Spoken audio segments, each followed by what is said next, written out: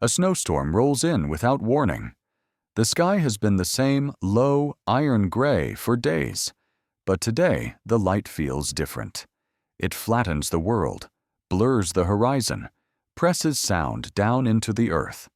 In a few hours, the road will vanish under white. The trees along the track already carry a heavy coat of snow, branches sagging under the weight. Your breath hangs in the air like smoke. There is no hum of power lines above, no orange glow from distant towns, no engine in the distance. The world is quiet in a way that modern life almost never is. In that kind of winter, there is no backup generator humming in the barn, no electric heater waiting with the flip of a switch. There is only what you prepared in the months when the fields were green. And if you did not prepare well enough, there is only cold. Yet in this world, medieval families survived winters that would cripple a modern house in a single night.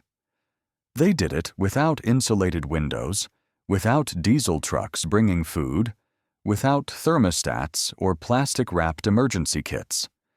They survived because of one trick that was not a gadget or a single clever object, but a way of thinking. They turned their entire home and village into a single, layered winter survival machine built out of earth, memory, habit, and community. To understand that trick, imagine following one family through a winter they have already lived many times before. The first thing you notice is that their survival began long before the first snowflake fell. In late summer and autumn, when the fields are full and the woods are still easy to walk, the family is already living in winter. They are not thinking about stocking up in the way a modern prepper might who rushes to a store before a storm. They are running a system that never stops. Each task during the warm months is designed to turn fragile, short-lived things into something that can withstand months of cold and scarcity.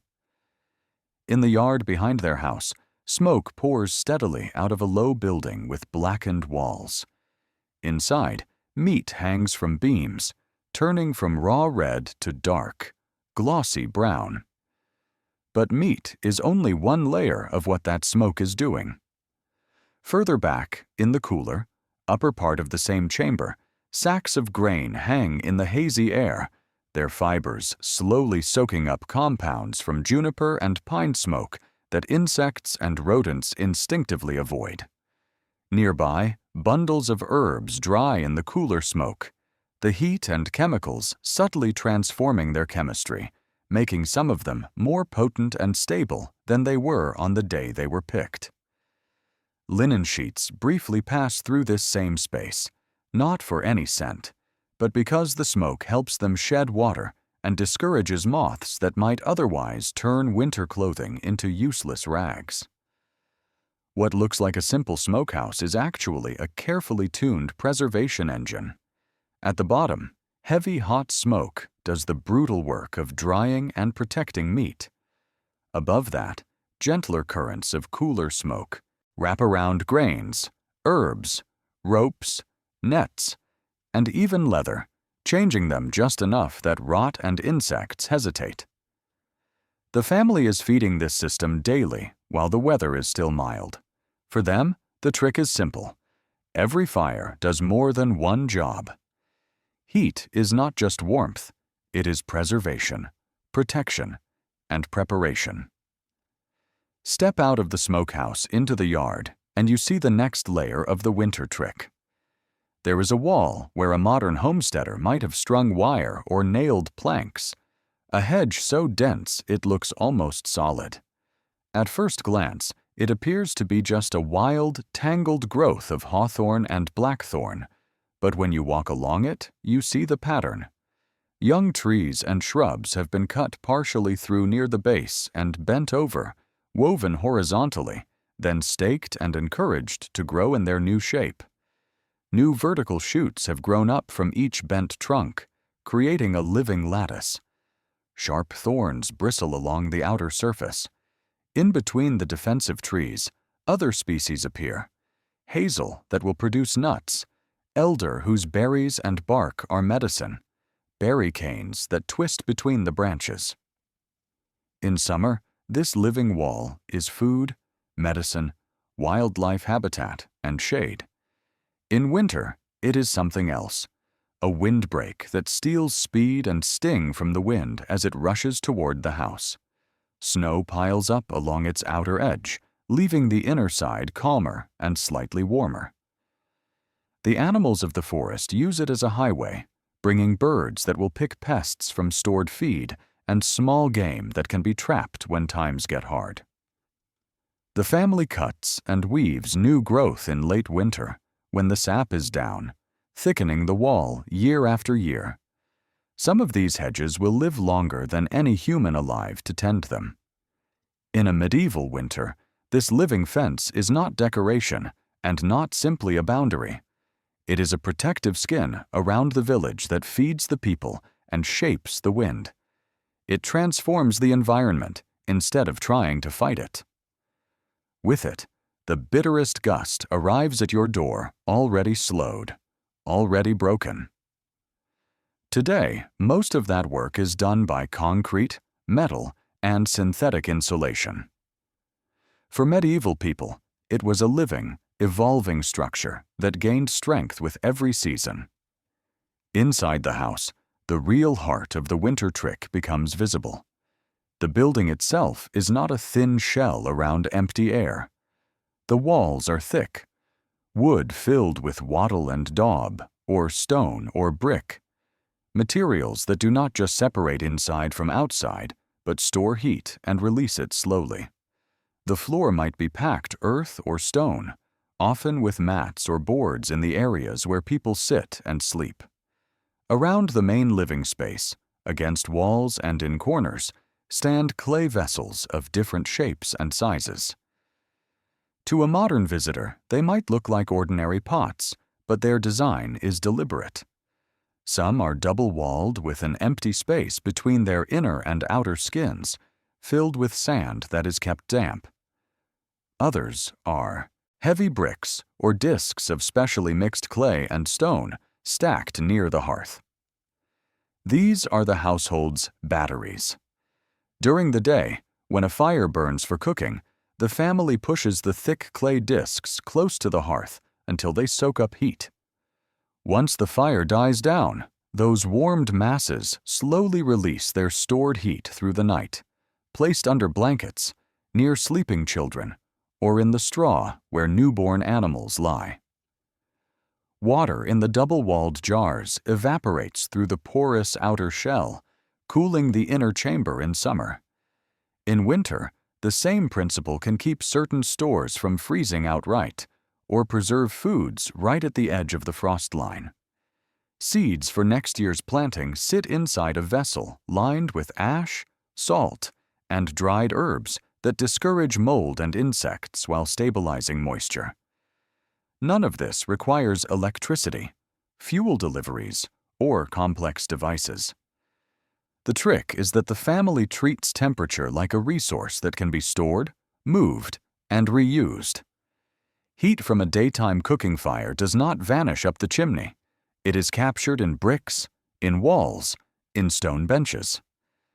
Cold from the frozen air outside is harnessed as well, in shaded storage pits and thick-walled clay chambers that turn a winter that might kill into an ally that preserves.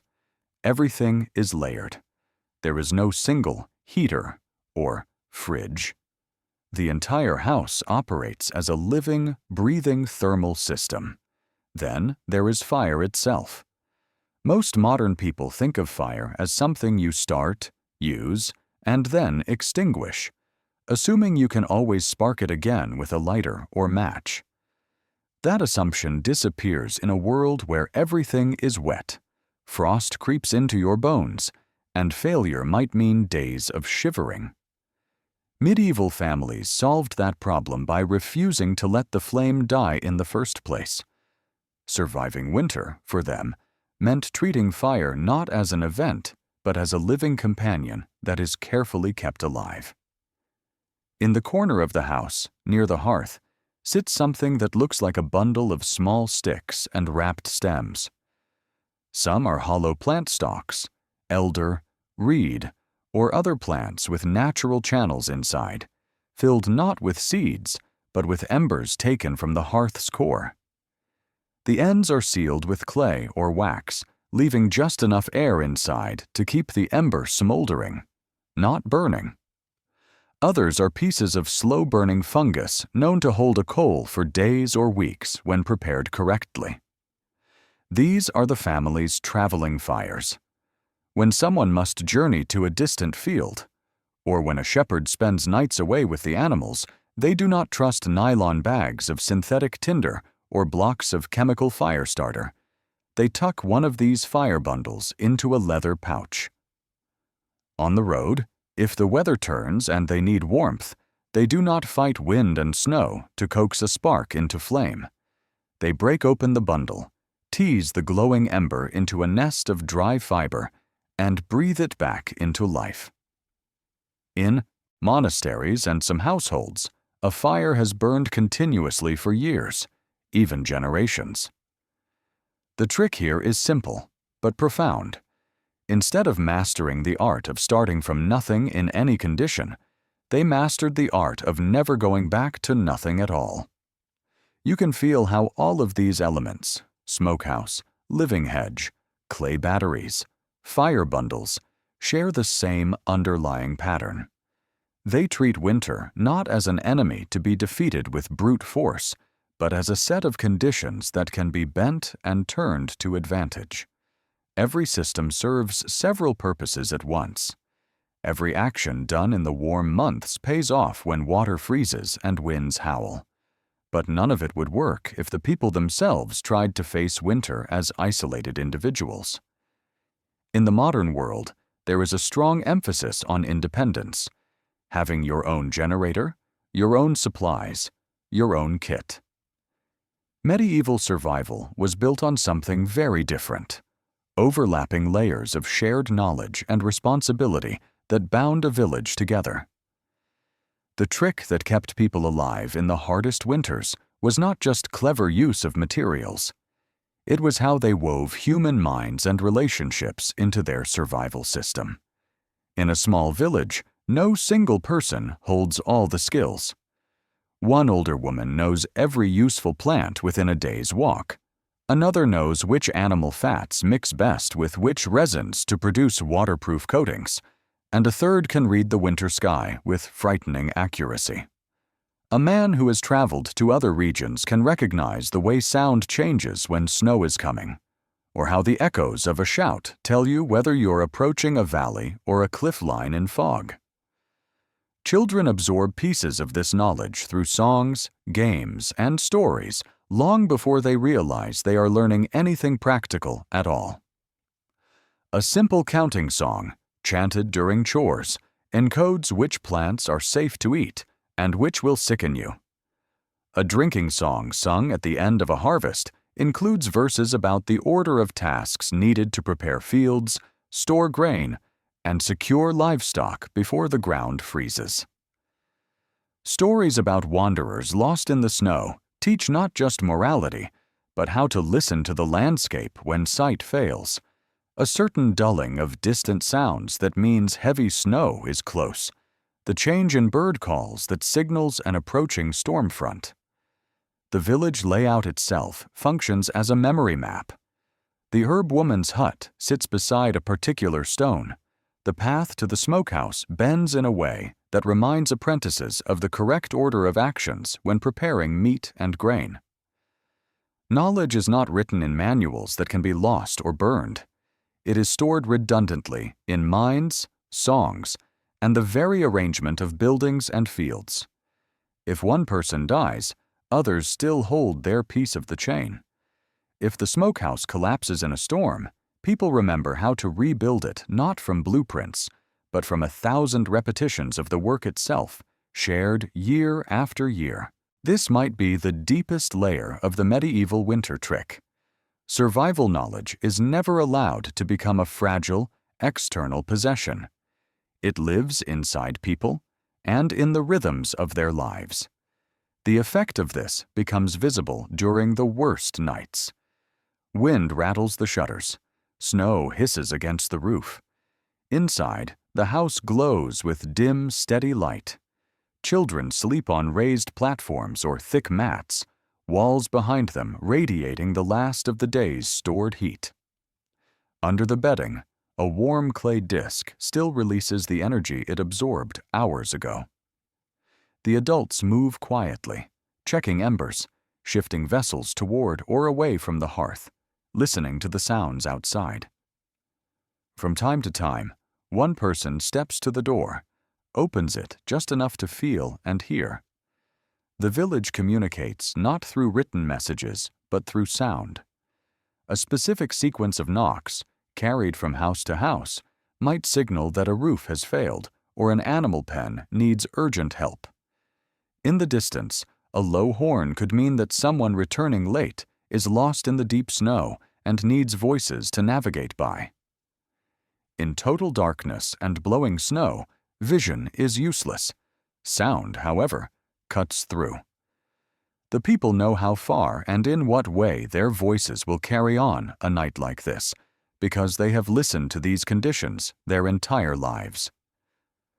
When the storm finally breaks, the real test of their winter trick begins. Snow lies deep against the outer side of the hedge, but inside its ring, the drifts are shallower. The path to the smokehouse must be dug, but the building still stands. Inside, smoke has continued to do its work. Meat is still preserved. Grain remains safe in smoke-touched sacks. Herbs hang in their places. The clay vessels have kept seeds dormant but viable.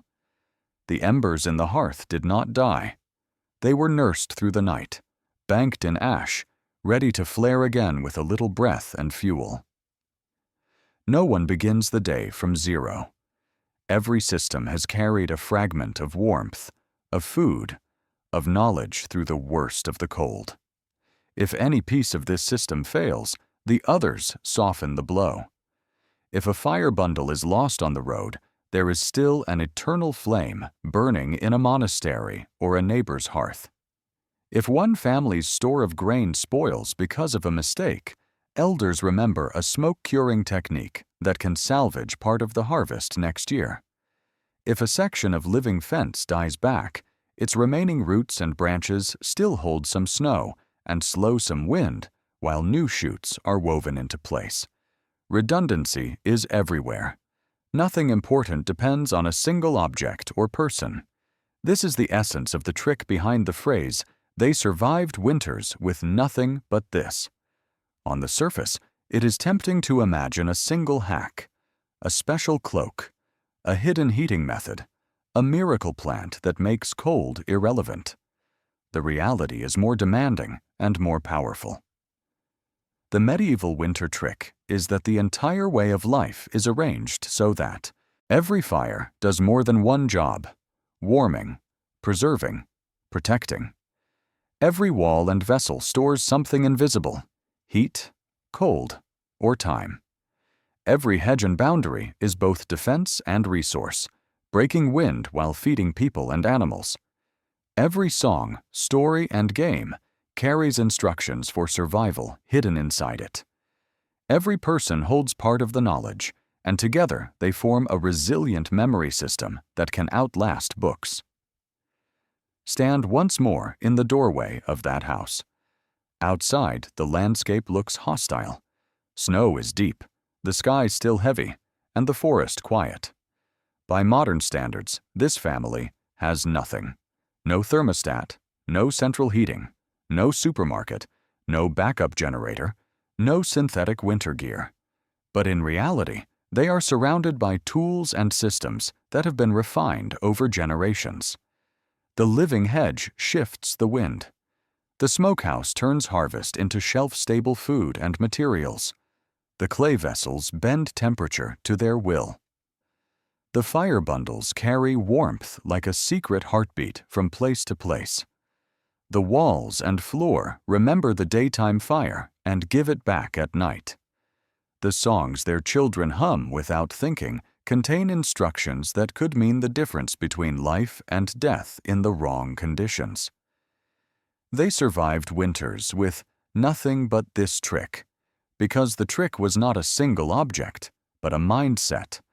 Never let heat, knowledge, or effort do just one thing, and never let any of them exist in only one place.